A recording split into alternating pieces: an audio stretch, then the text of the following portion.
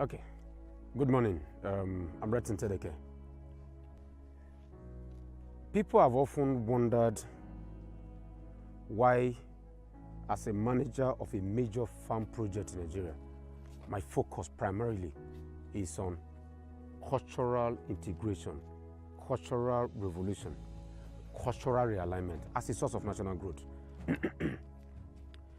If we don't, as a people, focus on real cultural revolution, the development that we seek for Nigeria as a country will never come to pass. The reason is because majority of our population are in rural Nigeria. That is key. You see, when we talk about the concept of ruga, the rural grazing area, whatever they call it, we must devolve our mind, stop abusing our thought process, and make it look as if it's just a Fulani thing. No. You must begin to look at it as a means of integrating rural Nigeria in a cultural process that is capable of driving real national growth. And the farm is an example.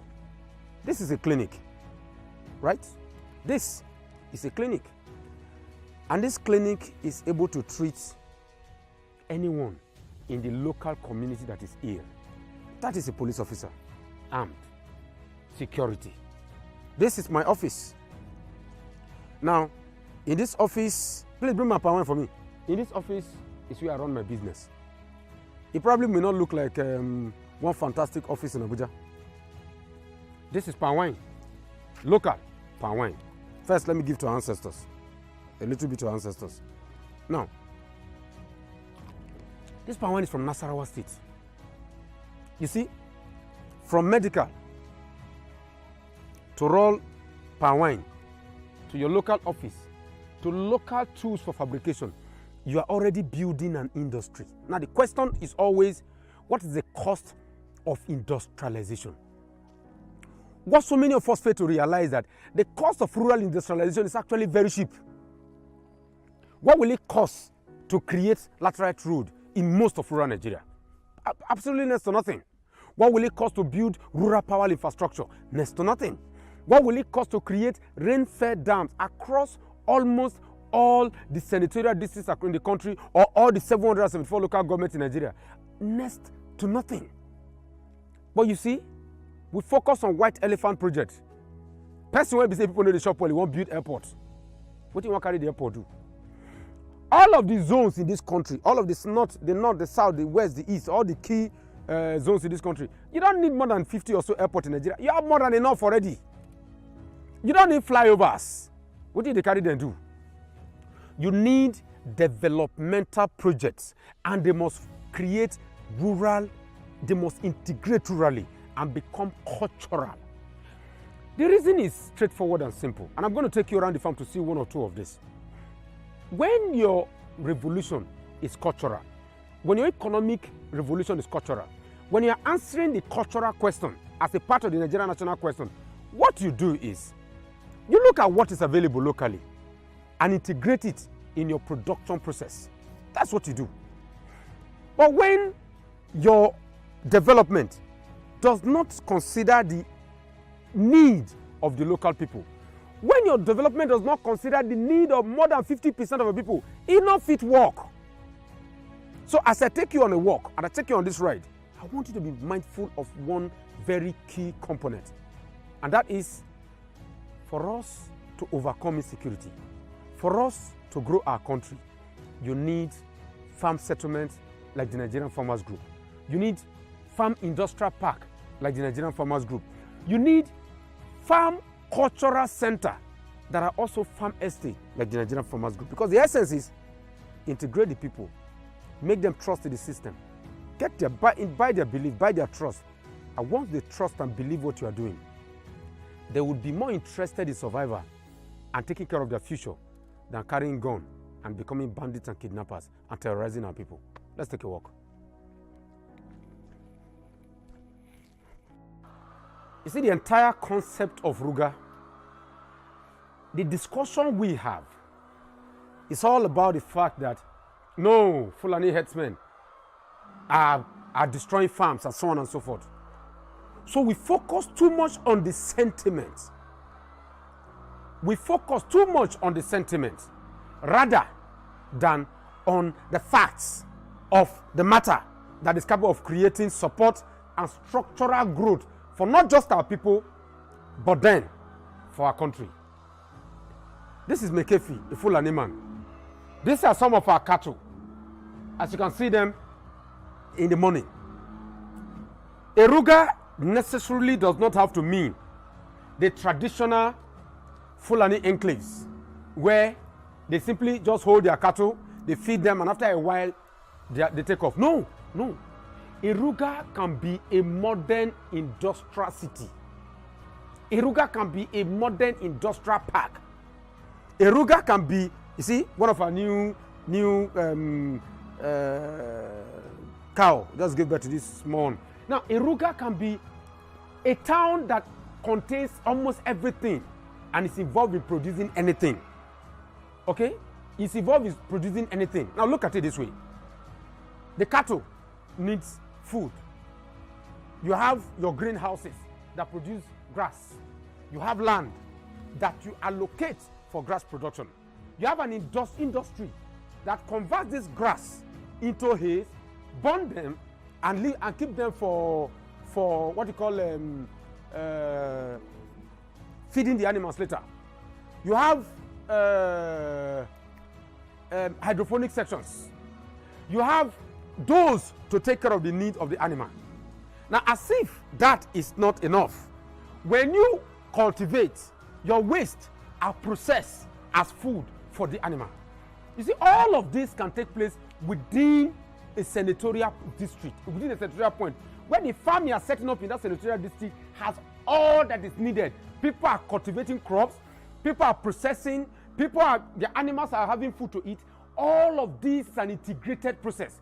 Once you integrate it and build the city becomes a source of job. The city becomes a source of food security. The city becomes a source of security for our people. The city becomes a source of stability for the indigents of that region and for the stability of your nation. Eruga is not a curse. Eruga is a blessing. The question is, when we focus on the sentiment of Ruga and ignore the economics of Ruga, we miss the vital element of real growth and development in our society. Let me tell you, and let us be very blunt with ourselves. The American cowboy and the Fulani herdsman are one and the same person. They are not different. But why the Americans had a wild west era. There were times where the herdsmen on horses in the US, the cowboy, were a major source of problem for the United States. But today, what have they become? They have become a major source of real economic growth. The cowboy music is what? It's a massive industry. Their cows, their dairy, their cities, their industry has now become a $500 billion economy for the United States. What does that tell you? That tells you that the cowboy industry is equivalent to the whole of the Nigerian economy.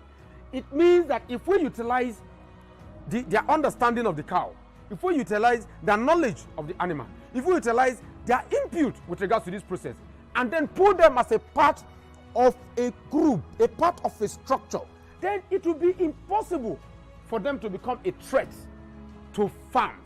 It will be impossible for them to become a threat to security. It will become possible for them to become part of the solution to our challenges. The reality is this. Like I said earlier, cultural integration will drive cultural economic revolution. Cultural economic revolution will answer the Nigerian national question of not just food security, not just security of lives and property, but also the security, the industrialization as a source of growth and progress. So when we talk about cultural integration, cultural revolution, cultural, not just revolution but evolution, we are simply talking about a people, a country troubled by the insanity of our past, by the stupidity of our insanity, and by our own inability to see that everything we need to make this country work is available. And all we have failed to do is to take advantage of our strengths and celebrate our weakness. That cannot work. Let us get to the rest and show you what is there. We started from my office. We moved to the ranch. Now, I didn't take you to the poultry, or neither did I take you to the goat pen, where we are setting up, where we'll keep our goats, about 1,000 of them. Now we are the rice processing plant. The parboiling section is outside. The concept of a Ruga is the concept of an industrial park and estates.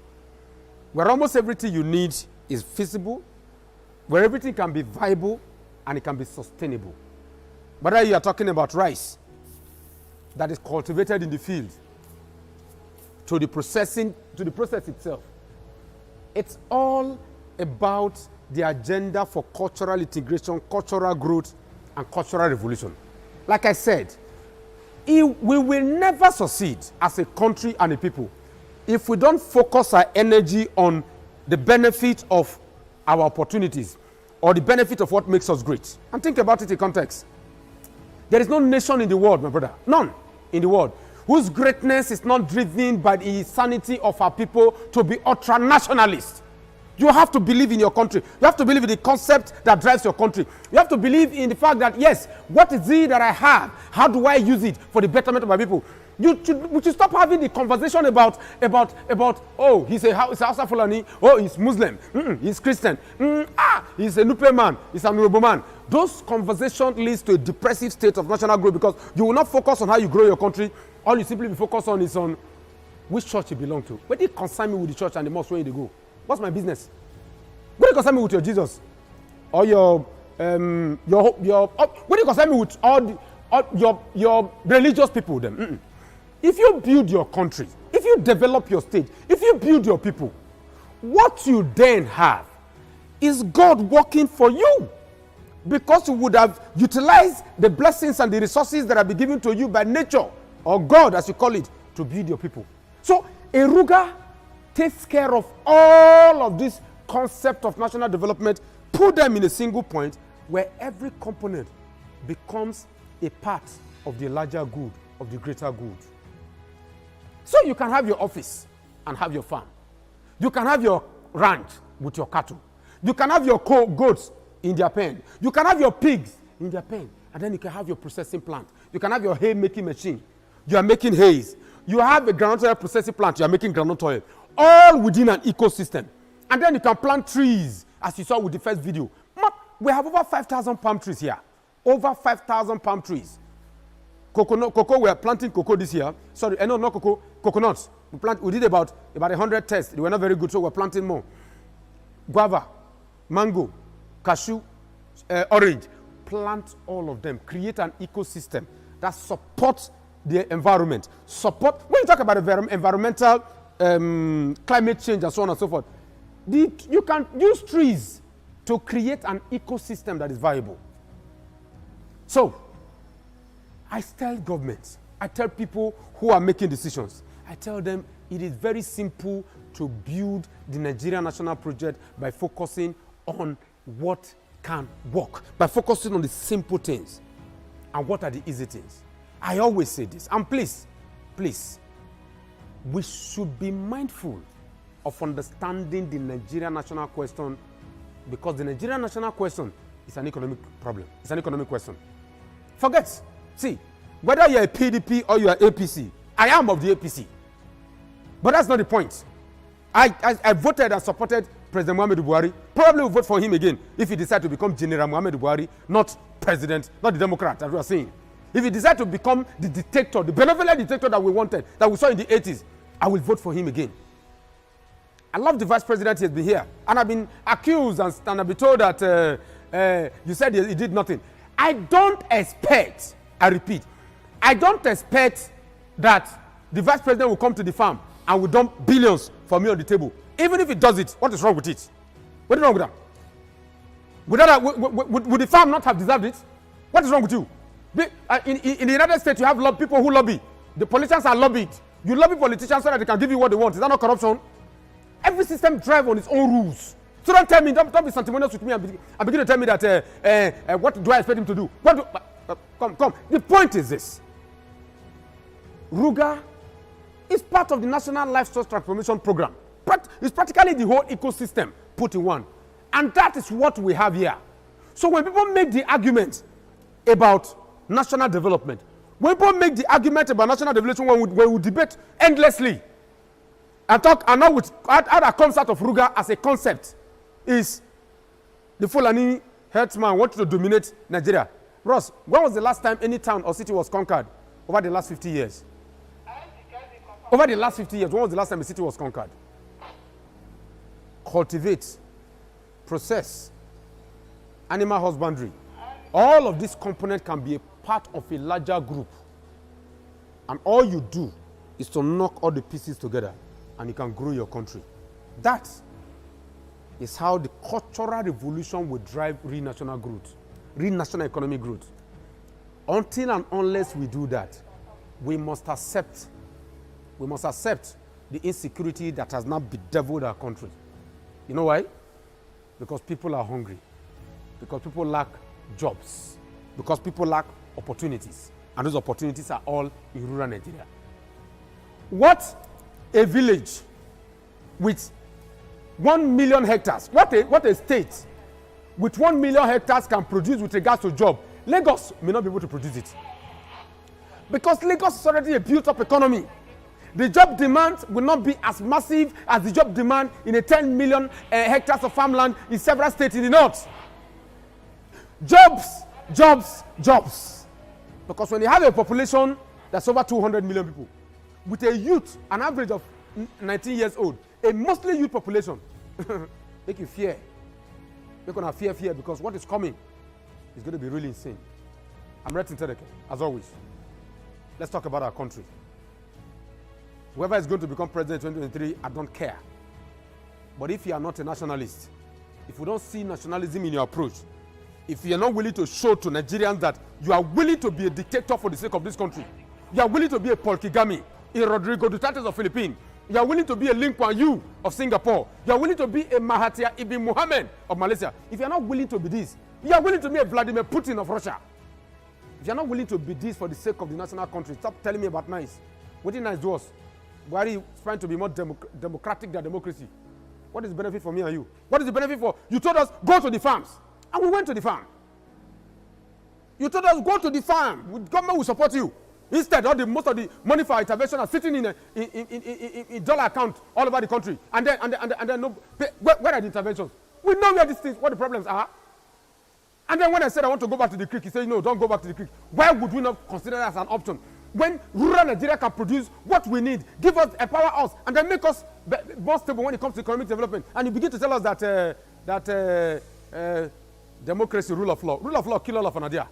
America, they practice rule of law. Britain, they practice rule of law. Eh? If there is freedom of speech, will Snowden, what is this man's name? Both Snowden and Snowden ran away. And ASEAN, would they still be in prison?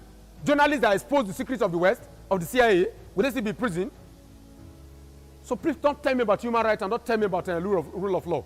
The only rule of law Nigerians should begin to look for is the rule of law that puts us in a perfect state of economic growth for the interest of our people, where those who abandon our contracts are harmed. You tell me that there are abandoned contracts across the country, and I ask you a question, and you are looking at them and then smiling. Road projects. A road project that should take us 5 years is taking us 20 years to complete. And then you say what? And you want this country to change? Get the fuck out of my face. Sorry. The truth is, develop rural Nigeria, stabilize security, go to the farms, produce. Feed your people with regards to give your people food, give them jobs, and see how this country will become turn for the better. I am doing my part. This is Eruga. It is based on an idea to transform rural Nigeria, create opportunities, develop our country, and grow our people. The Vice President visited his farm on the 17th of October, 2019. Yes, I have not seen any impact. People say whatever they want to say, but let me put this on the table. I'm a big fan of the Vice President. If he picks up the APC ticket, I will vote for him. So let's get that out of the way. I'm a big fan of the Vice President. If he picks up the APC ticket, I'll vote for him. But let's be very clear on some things. See, I am a member of the APC. So this is, I'm bringing this in context so that people can understand where I'm coming from. And when Buhari said go to the farm in 2015 when he came to power, so many of us took the challenge, left the creek, came down to Abuja, tried to get involved in activism and political activism. It didn't really work. We didn't see the impact. And so we went into farming. In 2017, we approached NISA because sometimes it's always good to get this information very clear. There was a smart farm program they sold. When Gati, as a community, decided to give us this land, we approached NISA. And then NISA said, no problem, let's go and get the farm, we'll do whatever we can do. Nothing came out of it. We borrowed money. Not only did we start this farm with borrowed funds from Kakia, we also had to borrow because when you started opening up land with the hope that government was going to intervene and government failed to get in, particularly with NISA, we had to borrow money. And the misconception so many people get, which I want us to clear today, is this: that you can do agribusiness at the scale we need to do it to survive as a country, take care of our people, feed our people, grow jobs, that you can do it at this scale on the private sector. Enough it work. No country has done it. So you shouldn't begin to accuse us and say, you should be able to manage it well. You cannot manage it well. So when NISA failed us in the first 2017, with all the noise they made, nothing come out. We had to continue to borrow. But in 2017, we applied to the central bank, the commercial agri credit scheme, for a 1.5 billion naira intervention, because as of 2017, we had opened up close to 1,000 hectares of farmland. So what I needed at that time was about 1.5 billion. It took until 2020, about a year after the vice president came to the farm, for us to get approval for 734 million plus 150 million. So total for about 900 million. Less than 900 million. Now, by that time the approval came out, the farm had already built up value worth well over 5 billion. And like I always say, come here and see it. Gati is not in London. Gati is not in Guyana. Gati is not in Ghana. Gati is in Nasarawa State, Kokana local government, Nigeria here. Now, when that intervention came in, think about it. For every person that's running business, a 5 billion naira worth of business, of course, part of that is debt. Part of that is investment fund. Part of that is all so on and so forth. So all of those were part of the fund. Now, by the time we had finished, when that came in, it was vital. Let me be very clear. Without the commercial agri credit scheme that came from the CBN, we would have been dead. There is no two ways about it. So we put that to the table. But I didn't need 700 million. I didn't need 900 million. If my project was valued at 5 billion, and then you see that the project is physically present. I'm not sitting in one offices in Abuja or Lagos or flying, doing some fantastic app. The infrastructure was built. 500 people were employed. Communities were developed. Power line was installed. Dam were built. Road was constructed. When you tell me about management, please think about all of those. That I became government. That I became an institution within the system. I became the government to the people. I became the social security for them. Became a medical facility for them. For goodness sake, the business that they do. So when I said nothing came out of his vitty, I mean nothing came out of his vitty. And you have to be very clear on all of this. It is not an accusation of the vice president. No. It's accusation of a system that is supposed to help us. Sorry, people keep having this madness, this thought that should the vice president come with money? What is wrong if you come with money? Wait, I beg, tell me, what is wrong if you come with money? Is it coming to dash me money? Is the government giving me money to dash me money? Is it not part of national development and growth? I don't know approving them trillions. How much has it been spent on government intervention? Where is the impact of the government intervention? Has it impacted on food production? Has it impacted on supply? Has it impacted on transportation? Where has it impacted? So when you tell me that he's supposed to come and give me money, I say no worry. You, most of you know when they ask that question. If they give you money, come and give money, no go collect. If you write proposal, go CBN now, they give you money, no go collect. Because you be APC, you know me say no go collect them. The reality is, I will never be sanctimonious when it comes to having these conversations. The realities are the reality. I need the right intervention blend to be able to continue what I am doing. It is not, I have said it before and I'm going to say it again. You cannot be talking about Ruga and you don't come here as a template. You cannot be talking about the National Livestock Transformation Program, the NLTP program, under the Office of the President, and you will not come here to see it, to use it as a template. Because we built it as a template. Behind you is a sport facility. On this side is a rice processing plant. Behind you is a security post. On this side is a granite processing plant. Here is a maize processing plant. On the other side, you have cattle. You have poultry. On the other side, you have residents. What is it that you're looking for as a development model that is not here? Oh, I'm too angry. You know, if not you know go verse. So look, I know it's political season, so people will take your word to mean whatever they want it to mean. But the facts are the facts. We are not being encouraged to go massively into agriculture. As I speak to you, the number of hectares under cultivation in this country is dropping drastically because those who dare to dream were burnt. Their fingers were burnt. Go and look at the agri story. Almost every person that got involved in agri-business between 2015 and today is regretting that decision, except those who are doing audio farming. That is the reality. So when I put my information on the table, don't make it look as though I am saying something that is out of the ordinary. Guy, a farmers will be. These are palm trees in Nasarawa State, as you can see them. They are dressing them this morning, as you can see.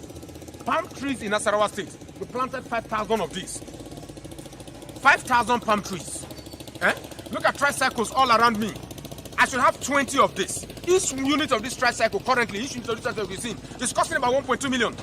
When I started this farm, each one of these tricycles was costing us just about 500,000. When we started, it was costing us that little. Now, each one of those ones is costing about almost 1.5 to 2 million today. That is from almost over 300% increase between 2017 and 2022. Now, cost be that. So, when I make this request, and meanwhile we fabricate here, what is wrong? And I've said this on several times. I've written about it. I've written to agencies. What is wrong in us having developmental partnership program? Then I say nothing. You think it is nothing? How can anybody be employing 300 to 500 people? When farming starts, there'll be up to 500 people working here on temporary basis. We pay them anywhere from 700 naira to 2,500 naira. Electricity, they provide. I have to give small credit. Light has improved in the last couple of days. I don't know, maybe water don't day. Imagine, go wait for water before light will improve for your country. Don't be madness with that. So, the realities are the realities. What is the impact of this visit to the farm? None. Nothing. So, put a gun in my head and blow it off. I said it again, nothing. Are they here? Are they got to come beat me?